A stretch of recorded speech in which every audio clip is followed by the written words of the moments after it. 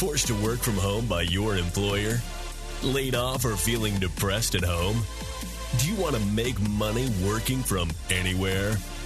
We'll show you how to do it from your couch. It's time for another episode of the Work From Home Show. Coming to you from their homes in Austin, Texas and Tampa, Florida, here are your hosts, Adam and Naresh. Hey everybody, welcome to the Work From Home Show. I'm Naresh with Adam Schrader. Shout out to all our homies, homeboys, homegirls, home trans, all the work from homers out there. Today we have not necessarily a work from homer, but somebody who put in a lot of work on the field. You've heard of this man. You've definitely heard of this man. Even if you weren't born to watch him play on the field, you've definitely seen him on TV. His name is Joe Theismann. It is an absolute honor. He's a Hall of Fame MVP football player and renowned sports commentator. He rose to fame playing quarterback in the NFL and CFL. He's well known for playing for the Washington Redskins, where he was a two-time Pro Bowler and helped the team to consecutive Super Bowl appearances, even winning Super Bowl 17. He was also inducted into the College Football Hall of Fame. And he has been a broadcaster with ESPN for about 20 years. He is the author of the book, How to Be a Champion Every Day, 6 Timeless Keys to Success. And Mr. Theismann also is a successful businessman, as we heard from the previous guest we had, Mr. Steiner. You probably know him. He said that he knows you quite well. That's with Steiner Sports. That's right. So we actually interviewed him earlier today, Brandon Steiner, and he said you are a tremendous businessman. They did an incredible job building a business, just an incredible business when it comes to jerseys. First of all, it's great to join you guys. Thank you very much for having me. And for everybody that work at home, listen, over the last 15 months, I've learned to work from home. I think the show has such an appropriate name to it and such a timely name, because a lot of us now will probably wind up doing a fair amount of work at home. I think we all miss the social interaction, but the efficiency with which we've been able to do things at home is quite incredible. Plus, the wardrobe can vary quite different when you're working from home, to be honest with you. Well, let's start with that. Let's start with that, because I do know that ESPN had a lot of their broadcasters working from home. I didn't follow the NFL as closely, but I know in the NBA, I saw Mark Jackson, Jeff Van Gundy, Mike Breen. They were at home from their home office calling games. Did you guys have to do that also on the football side? No, I don't know. I think some of the people were at games. Some weren't. Some were in studios. No, as a matter of fact, they were, because Joe Buck's a good friend of mine. And I was listening to Joe do a game somewhere, and he was in Phoenix, in a studio in Phoenix. So the NFL followed the same protocol as everybody else. They just made sure that you were safe. This age of technology, it's unbelievable what we can do. Look at us having a conversation now. We get to see one another, and everybody out there gets to listen to us. But, wasn't too long ago that we weren't able to do this either. And now with all the remotes and the cameras they can set up in different homes and different places, radio no longer is radio. It's actually radio/television. As far as broadcasting goes. So we were pretty much the same protocols. And that was, I never had to work in that situation. I worked at a stadium all the time, but not being in the atmosphere and just working in quote unquote, somewhat of a sterile environment really, really made a difference. I think the guys and the gals did a terrific job with the broadcasting.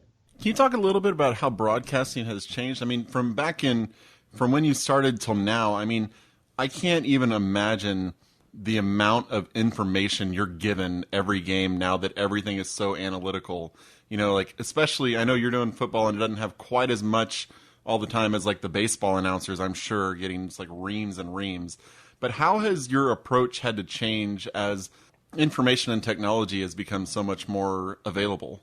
Well, it's a great question, Adam, because it really hasn't changed, in my opinion, that much, because there's only so much information that you can disseminate. And then all of a sudden, the play starts. So you don't want to talk over the plays. So there's a volume of information that we got when I was in broadcasting. That volume has, become a bit more refined. If anything else, they can get it to you quicker. It can come up on a screen. You look at the bars on the lower part of screens. It tells you a lot besides down and distance. A lot more statistics come up there. We've had the advent of gambling now where there's so much going on when it comes to what people consider when they think about a game. That's changed, I think, so much of what people want to hear. But from a broadcasting standpoint, basically, I always tried to get out before, just as the team broke the huddle, because that's the job of the play-by-play person. That person sets the down and distance. They tell you where they are in the field, any weather conditions that might have changed. And so those remain pretty constant. And even though the volume of information has changed to be able to study and research, when the actual game starts, you really let the game sort of take you in the direction you want. Now, if it's a bad game, you want as much information as you can get your hands on. We call it fill in the bucket. And when the game is a good game, you probably don't use a third of what you get, but you still have to prepare. It used to take me 60 hours a week to get ready for a game. Wow. Well, I want to talk a little bit about your book, How to Be a Champion Every Day, 6 Timeless Keys to Success. It's a best-selling book, and I just got my copy. Looking forward to getting through it. But you talk a lot about teamwork. Obviously, you're a football player. You can't win without teamwork. So what are your tips for succeeding on a team, whether it's in football, in a career, or just in everyday life, especially now working from home? Like you said, you're isolated. So what are your thoughts? Even though you're isolated at home, you're still part of a team. Unless you independently work without anyone around you, you're still part of a unit. If you're in a family, you're part of a unit. I think one of the things that's key when it comes to leadership regarding a team is to be able to recognize, to know what you don't know. Don't be afraid to ask for help. Don't be afraid to make a mistake. Don't be afraid to learn from what you've done. That's one of the most important things I think everybody has to learn. And I love the little acronym, TEAM, Together Everyone Achieves More. In football, we have offense, defense, and special teams, 3 separate units. If one of those units doesn't perform at a high level, it's difficult to win. And when I wrote the book, it's written to parallel the world of sports, the world of business, and our own lives. And so that's the way I designed it. These aren't all my thoughts. General Colin Powell really contributed a bit on leadership, and other individuals that I've been fortunate enough to know in the world of business have done the same thing. But I think when it comes to being a part of a team, you have to understand where you fit in. And one of the things that I insist on is you have to be on time. It seems like a little thing, but if you show up at a meeting late, what you're basically saying to everybody else is, hey, you know what? I have my own schedule, you have yours. And I think it's disrespectful to everybody that's involved. Whether you're joining via Skype, or whether you're joining in a virtual situation, or you're actually physically there.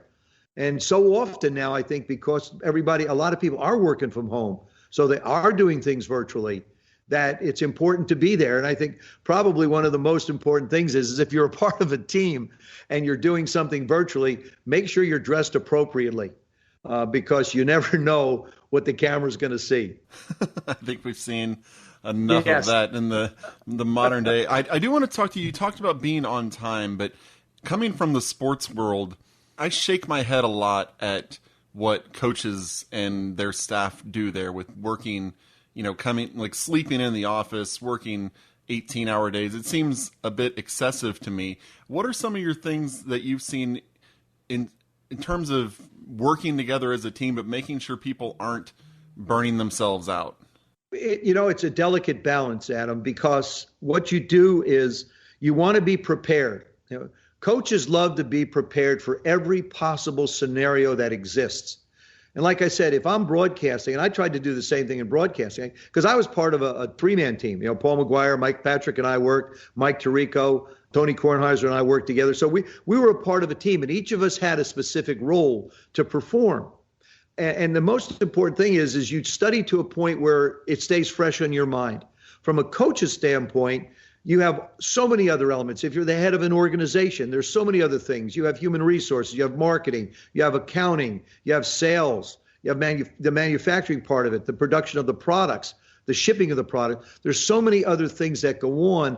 But I do believe this, that there comes a time when you just have to close the door and walk out, or you will burn yourself out.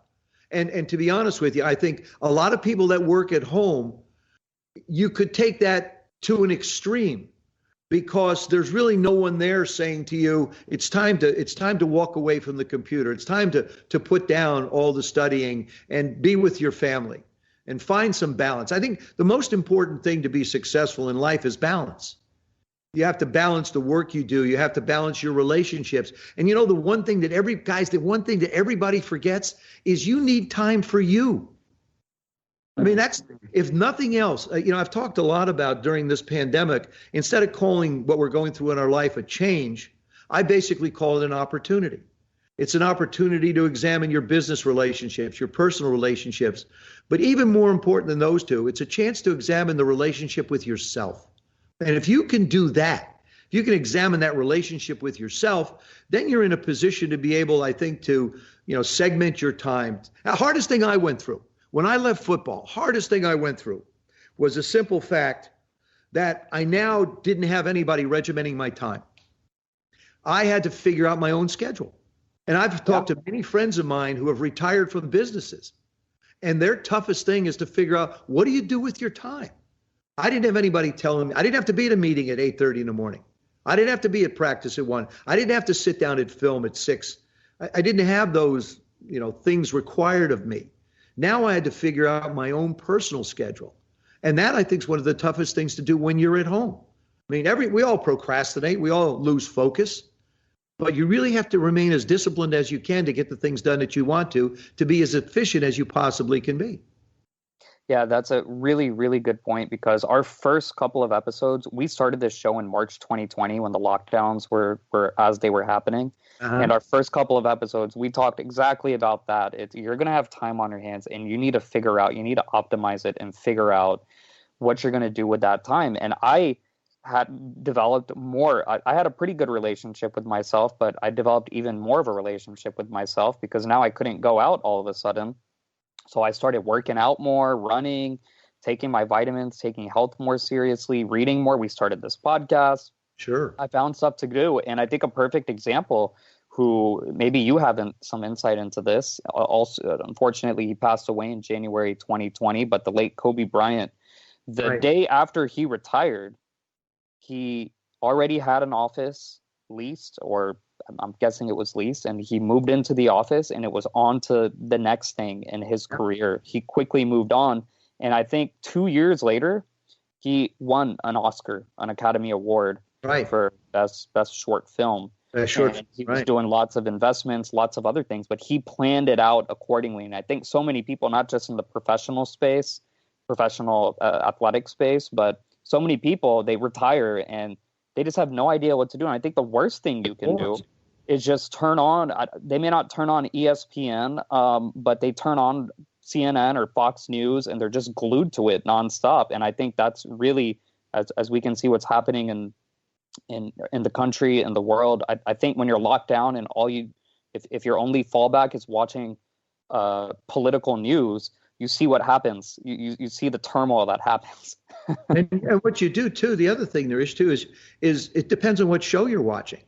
I mean, we're more of a divisive society today than we've ever been. People choosing. To me, I look at it this way: I respect and want to hear someone else's opinion. I have one of my own, but if you talk to me and we talk this out, I think we can see things in a similar fashion, maybe a different light, but a similar fashion. So we can find common ground on some of the things that, are happening in society and in life. The big thing, communication, respect for one another. Those are all things that are so vitally important. And what Kobe did is Kobe prepared himself for the life after he was finished. When I played ball, I did commercials, I had restaurants, I had TV shows. I had a lot of things that I had going on, but football was always, I called the axle of my wheel. I had these spokes, but the axle was football. I had to be able to be as good a football player as I could be for the other things to be able to work. And then you find things that interest you. If you're sitting home and you're thinking, well, what am I going to do now? Okay, I'm back to work. Find something that you enjoy. Reading, writing. One of the things that I did at the last part of the book, it's a letter to my younger self. And it was actually something Derek Jeter had a website and did this. I basically dictated it. Kobe did something similar. Very similar. He retired. He wrote a piece, like a letter to himself. It was great. I read it. It's a letter to your younger self. For example, you guys, even though you're, not as old as I am, I'm only 35, but when you're that old, you still, there's that. We're almost the same age. Thank you. Younger than that. But, it would be so interesting to sit down and what would you tell your younger self? It doesn't matter. You've had life experiences, some of them limited, some of them very vast, depending upon how long you've been on this earth. But what would you tell your younger self? And so one of the things that I found an exercise for me that was great is the last part of the book. And then, of course, the first part of the book is dedicated to the men and women that protect us and make sure that we're safe. I feel very important about that. The men and women that defend this country and the families that, sacrifice so much to allow them to do the things that they do. And everybody out there that makes sure we're okay. And I think it's time that we have to start really sitting down with one another and figuring out a way to go forward because, some of us have been on this earth, like I say, a number of years, and it's the younger generations that are going to have to figure this out and be able to work together and live together and love together and take care of one another. And because this is, no question, this is the greatest country in the world that we live in. And the greatest opportunities are here. And we just have to make sure that they're preserved for the generations that follow us. Now, you talked about, Naresh talked as well, like Kobe had his plans about what he's going to do. Other athletes have plans about what they're going to do. You, infamously or famously, however you want to say it, your career was abruptly ended. Yeah. And you didn't have that transition time they did. Like, no. you weren't, okay, in 2 years I'm going to retire, so I'm going to get this ready. Some of our listeners, they had their businesses going and suddenly, boom, it got shut down. Their business isn't coming back. What's your advice to people who've had their love kind of ripped from them and they have to get restarted? Well, and before you answer that, I just want to preface by saying I believe you were 36 years old and it was an infamous, as Adam said, gruesome foot or leg injury. I'm sure he thanks you for reminding him. On Monday Night Football. And it's been replayed on ESPN and different places. But I just wanted to preface that if our listeners aren't familiar with this, you can just go on YouTube and type in Joe Theismann, and probably the first video that comes up is going to be this injury. But I just wanted to preface it with that. And you were 30. I'm not sure if you were already planning to retire at that age, but I'll let you take it from here. I was 35. I was 35 years old, and I just signed a brand new 5-year contract the year before. I hadn't planned on retiring at all. And it took me, I would say, a good 2 years. It took me a good year to really get back to being physically able to do the things I wanted to do, because the medical physical therapy wasn't as what it is today, as advanced as it is today. So it took me a little bit longer to be able to get myself back. They didn't rod my leg, so I have. I walk on the outside of my right foot a little bit. It healed shorter. And so I have issues, knees, hips, but you live with it, the little things. I mean, I've had 7 broken noses, my teeth knocked out, multiple concussions, dislocated elbows, broken hands, messed up shoulders. So, yeah, you just sort of get up and get used to it. But it took me a while to adjust. And I think there's so many people, as you mentioned, Adam, a lot of people have had their love torn away, their hearts torn out, their businesses destroyed. The thing you can't do is you cannot succumb to failure and say it's over, I'm done. It's not over, it's not done. And you just have to be able to take the same energy that you did when you first got involved in something and refocus it. And don't just throw in the towel and say, oh, what am I going to do? Sooner or later, the government checks are going to stop. And you're going to have to go out there and you're going to have to address life. And life's meant to be lived. It's the challenges. Yeah, this is terrible. I mean, I was making I was the 4th highest paid player in the National Football League when my leg got broken at $1 million. Now it pales by comparison today, but in 1985 it was a decent chunk of change. I didn't know what I was going to do. I wanted to get into broadcasting. And that's why I encourage people, if you're in a business, find something else that interests you. You have your business. This is how you make your living. This is where your income comes from. Be able to find something else that excites you, that you're interested in. And God only knows there's so many things out there that people could do. So, that's really the way that I tried to look at it. I focused on my broadcast. I got into broadcasting. I threw myself into it just like I did in preparation for games. And then I had my restaurants, and I got into the business world. And the book's really about the world of sports, the world of business, and our own lives, and how they really parallel one another based off the philosophies of opportunities, goals, teamwork, motivation, customer service. And that's nothing more than people relationships. And I think anybody that reads the book will understand that it's a very broad stroke. I don't have answers, but this is the way I live my life. But maybe there's something that I did that you're doing right now, and you look at it and you say, I went through that same thing. And maybe there's a little guidance there for him to say, well, this is how Joe got through it. Maybe it'll work for me. I'll try it. If it doesn't, it doesn't. But maybe it just might help you get through life in a little bit easier way for yourself. Let's talk a little bit more about your book. So 6 Timeless Keys to Success. Can you quickly run through all 6 of them, or maybe the most important ones? I think they're all important. Opportunity is something that's presented to us every day in our lives. I believe in writing down goals. I think if you bring it out into the physical universe and be able to look at it, it helps you. I had a guy the other day, I was doing a presentation because I do motivational speeches. And the guy said, I write down goals, but I don't commit to them. I said, well, one thing is writing them down. Another thing is saying, these are the things that I want to try and accomplish. And make it within reason. It's not like I want to be a billionaire, okay? Let's be reasonable. Maybe somebody out there is listening is going to be. Good for you. Great. Terrific. But, like projects, finished projects. One of the stories I cite is I was out, I have a ranch here in Virginia, and I was out on my tractor, and I was mowing the lawn, and I looked at the fence post. The fence post was leaning. I raise cattle. So I got off the tractor, halfway done with the yard, and started working on the fence post. And then I looked down the fence post and the fence line, and I saw a bush over it. I said, well, I'm going to go down and do the bush. Well, I got half the lawn mowed. I got a hole dug in the ground to put the post back in. And now I'm working on a bush, and it got dark. What I accomplished was nothing. So what I say is focus on one thing, and then use the other things as an opportunity to be able to sort of let your mind breathe a little bit. And so that, there's opportunity, there's goals, there's, customer service is so important in every aspect of business. Even if we're working from home, you still have to reach out to customers and be able to be in contact with people. Motivation. How do we get motivated to do the things in our lives? Being part of a team. Like I said, if you're a family, you're part of a team.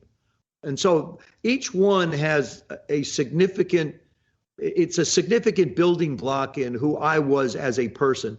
So to say that there's one that is more important than the other, I really couldn't do that, because all of them together is really who I am. I would say you did accomplish something. You gave yourself a longer list of to-dos for the next day whenever you stopped all of that. You've been around the sports world for years. You've met and talked with Hall of Fame coaches and people who are leading all of these teams that are just incredible at what they do. What are some of the tips you've seen what are some of the traits you've seen in the best leaders that you think people can learn from? I think there are different things. And I've asked, it's funny you mentioned that, because, I'm playing in the American Century Golf Tournament. It's going to be on TV on July 9th through 11th. So if you're at home, you get a chance to watch it. NBC, NBCMS, NBCSN, and the Golf Channel. And I mean, there's a lot of great people like John Smoltz and Tony Romo and Charles Barkley, and 2 of those 3 are good golfers. No, are you kidding? They're maybe not Charles. Marty Fish, the great tennis player, is another one. Well, Charles is a great guy. Let's put it that way. But it's sponsored by American Century, and over 40% of American Century's profits go to the Stour Institute to try and, do medical research to help people. I mean, the whole thing is just so wonderful. But when I'm out there, the point I was making is when I'm out there, I talk to them. Like, I asked Eric Emmett Smith one day, I said, what made you great? He said, failure was not an option for him. He wasn't going to fail. John Smoltz has a very interesting story. When John was a young kid, he envisioned himself pitching in a World Series. But like most kids would do, pitching and winning, John pictured himself losing and how he would feel about it. And so how do we deal with failure? Dealing with success is not difficult. It's just here in front of us. It's like Super Bowl 18. The one we lost, I think a lot more about it than I do Super Bowl 17. But John made a very interesting point. He thought about how would I deal with that particular situation? And that's the fun part of it, is so many different guys have different, and the young ladies as well, that everybody's approached it differently. I thought it would be the same answer. What made you great? I thought everybody had the same answer.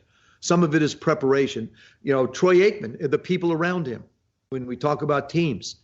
Tom Brady, the right place, the right time, the right people being around. I mean, so there's so many different things that go into what makes you special in a certain aspect of your life. Talking about change over the years, what are your thoughts on kind of the direction that broadcasting is going? We're seeing a lot more kind of newer broadcasters like Tony Romo put into primetime gigs to start with. I know people are saying, like, if Peyton Manning chooses to do it, he'll probably get a ludicrous amount of money potentially. And now the way the games are being called is changing as well. Like, you see a lot of people are loving, like, the calling of plays that I know Romo has made popular over the last couple of years. What are your thoughts on the direction broadcasting is going of games? Well, it's different. I wasn't allowed to, sort of anticipate what a play was going to be. We had a certain structure in our broadcasting, and they didn't want you to do that, which is fine. You have to follow sort of the rules of the game. I think what Tony has done is Tony has become a guy who tries to give you a vision of what's happening.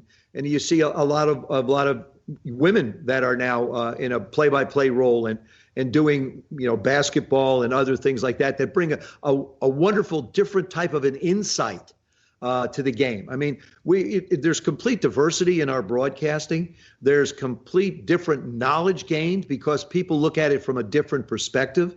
Whereas back in the old days, there was just sort of one view. Is like, we don't want you to tell people what they think they might see. And today, it's like society. It's constantly changing, constantly evolving. And that's the way our game is when it comes to broadcasting. It's fun to listen to. I don't sit there. I got to be honest with you. I don't sit there and watch games. And I'm a huge sports fan, all the sports. I don't sit and say, gosh, I wish it was like it was before. I'm excited to hear what people have to say. I'm excited about the opinions that they have. I don't agree with them all.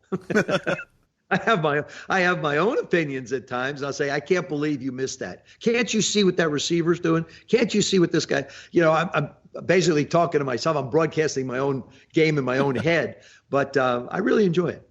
Do you call plays in your head? Like, do you think, he's going to run this play? Yeah, I do. As a matter of fact, I really do. I sit there and I say, this is a perfect opportunity for play action. Or, this is where, like, for example, the young quarterback down in Miami, Tua. He's in his second year. Last year as a rookie, it was like 3rd and 12 when I was watching a Miami game, and I said, now's the time what you do, because he likes to escape to his left as he dropped back, even though he was left-handed. I said, what you do is you blitz him from the front side so he can see it, and then you let the defensive end on the backside sort of hang back and wait for him to come to him. So I'm devising all these plays I guess, I can't stop. What can I tell you? It's what I am. I spent my life in the game of football, so it's and analyzing situations. And my wife gets mad at me sometimes because she said, you just try and prepare for everything. You analyze everything. And it's like, I'm sorry. It's what I do. It's what you do. You're Joe Theismann. That's www.joetheismann.com. Check out his book, How to Be a Champion Every Day, 6 Timeless Keys to Success. It's on Amazon. It's also at local bookstores. Joe, any final thoughts you want to share with our listeners or anything else you want to promote? I just really want to thank everybody. And I know we had a real tough stretch, but we're coming out of this thing now, and we have to remain smart. The safety herd mentality has to exists now. And I hope more and more states have a chance to open up and more people get a chance to be able to see one another and have social interaction again. And, the one thing I would say is, if you go to my website, you'll see there I sign autographs and I ask for a donation to St. Jude. I 100% believe, guys, like I said, is we're put on this earth to serve, not to be served. And so it's a chance to be able to do something for people that really, really need help. So every chance that we get to try and help somebody, maybe it's just helping somebody across the street or helping somebody with their groceries. I promise you, when you do that, you put your head on a pillow that night, you're going to feel quite a bit better. Absolutely. Joe Theismann, thank you for joining us on the Work From Home Show. It is truly an honor and a pleasure. Check us out at workfromhomeshow.com. Leave us a review on iTunes, TuneIn, Stitcher, Spotify, whatever podcasting platform you use. If you have any questions or want us to relay a message to Joe Theismann, email us hello@workfromhomeshow.com. That's hello@workfromhomeshow.com. We'd love to hear your feedback. And until next week, keep on working from home.